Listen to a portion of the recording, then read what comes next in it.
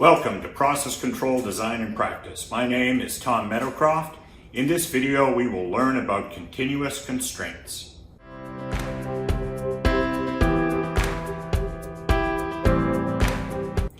In this series, we've talked about translating process objectives into control objectives. The objectives we've looked at all involve two-sided objectives. What does that mean?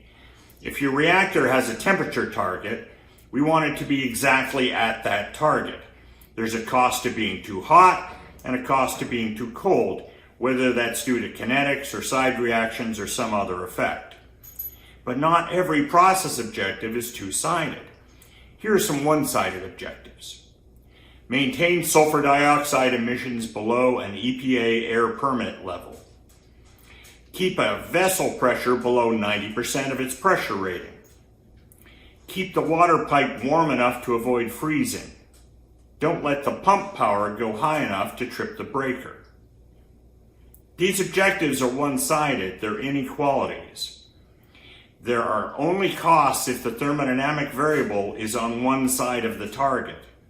From optimization, we use the term constraints to describe one-sided objectives. The title of this video is Continuous Constraints. The next will be discrete constraints. The difference between continuous and discrete is in the types of degree of freedom we have in our equipment state to address those objectives. A continuous degree of freedom varies continuously from a minimum to a maximum, like a control valve or a pump speed. A discrete degree of freedom has a finite number of values: on-off, open-closed, or idle mode, heat-up mode, production mode. Some examples. Maintain the temperature of a storage tank above a minimum with a steam valve. Well, that's going to be continuous because of the steam control valve. If the pressure exceeds a maximum, open the block valve to relieve pressure. Discrete, open-closed block valve. When startup temperatures are attained, switch from heat up to production mode.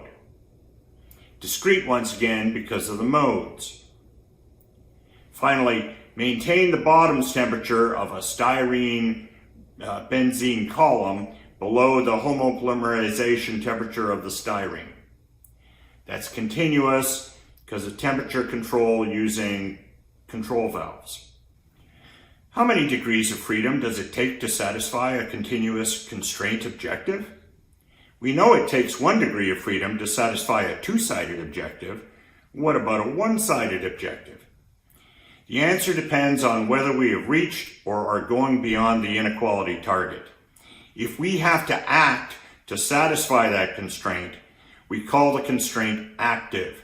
It will require a degree of freedom to satisfy. If we are away from the target and on the desired side of the inequality, the constraint is passive and requires 0 degrees of freedom because we don't need to actively do anything to satisfy it. Let's show some examples. The simplest continuous constraints are on the manipulative variables. Here, we have a variable speed pump that is being controlled to maintain a flow. In practice, variable speed pumps become inefficient and overheat if you operate them for long below 10% of their normal rated speed. So we need to put a lower limit on the pump speed at 10%. That's a setting we can adjust on the flow controller block in the function block diagram. So we've got two objectives, the two-sided flow objective and the one-sided minimum speed objective. How many can we satisfy? Well, the answer is both. If the minimum speed constraint is passive, that is, the speed required to maintain the flow at its target is greater than 10%. But when the flow target decreases and the flow feedback controller needs a lower speed than 10% to satisfy the flow objective, the speed constraint becomes active. The speed will stay at 10% and the flow will be greater than the flow target. That's because we only have 1 degree of freedom. We can only satisfy one active objective. If we need that degree of freedom to satisfy our constraint, we have to ignore the flow objective to satisfy the constraint and the flow will drift above its target. In our next example, we're pulling vacuum on T1 using vacuum pump P1. We have a control valve, CVP1, to regulate how fast we pull gas out of T1. Our objectives are to pull down to a desired pressure target, but to not open the valve and pull down pressure so fast that the power used by P1 is greater than 80% of its maximum to avoid tripping a circuit breaker.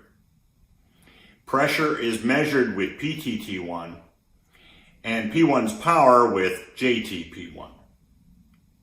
So how to solve this problem? Clearly we have only one degree of freedom, the control valve. We can control the pressure to its target pressure with CVP1, or we could control the pump motor power to 80% with a different loop using the same valve. But we can't do both. Here's the key. We don't need the power at 80%. We need it less than or equal to 80%. It's an inequality objective.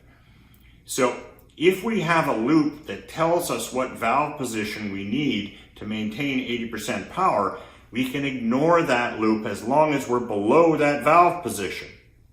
We can satisfy this constraint by choosing the minimum of the two control loops as shown by the minimum block on the P&ID deciding which signal to go to the valve. The function block diagram of a constrained loop needs a new type of function block, one that chooses between several inputs based on a criterion, in this case, a minimum.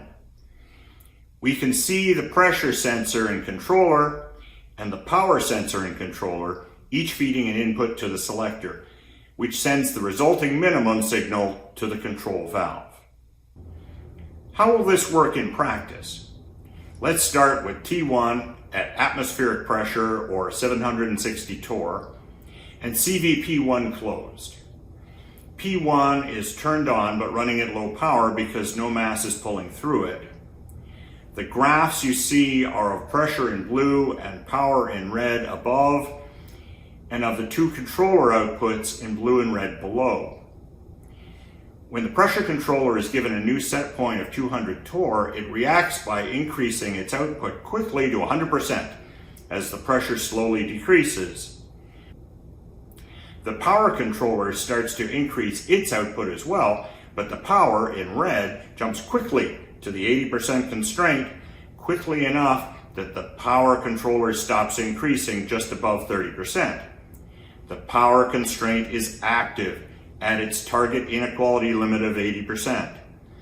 Remember that the signal to the valve is the minimum of the two controller outputs, which is the power controller's output for the first 26 minutes of the pull down. The power is maintained at 80% as the pressure slowly decreases. Eventually, as the density of the T1 gas decreases, the power used by the vacuum pump decreases and the power controller output increases. As the pressure approaches and then overshoots its target, the pressure controller reacts by decreasing its output in blue until it becomes the minimum of the two outputs after 26 minutes. At that point, the power constraint has become passive because we're no longer at 80%. You may note that the pressure overshoots its target because it takes some time for the pressure controller to react and reduce its output enough to become the minimum output and have an effect. This defect can be fixed using a technique called bumpless transfer. Learn about bumpless transfer in the text. There are more examples in the text, including one that applies a constraint to a cascaded temperature controller to limit heat flow into a vessel through a jacket. Please read through those examples and do the exercises at the end of Chapter 5. In this video, we learned that a constraint is a one-sided objective that uses an inequality. Continuous constraints are those satisfied with a continuous degree of freedom, like a control valve. We satisfy constraints by limiting controller outputs, or by choosing between feedback controller outputs with the selector function block. Look for a full text exercises, and more videos at chemicalengineeringpractice.org. I'm Tom Meadowcroft. I hope to see you again soon.